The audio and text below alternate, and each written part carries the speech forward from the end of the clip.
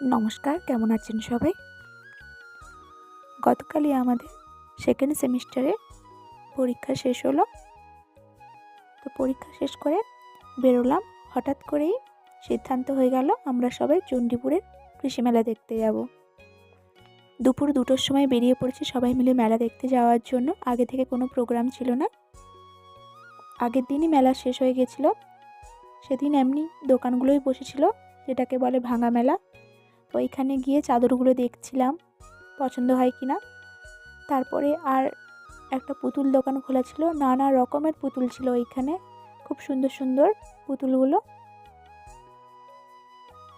আপনারা দেখতেই পাচ্ছেন। তারপরে চলে গেছিলাম একটা দোকানে, যেখানে আমার গোপু সোনার অনেক জিনিসপত্র পাওয়া যায়।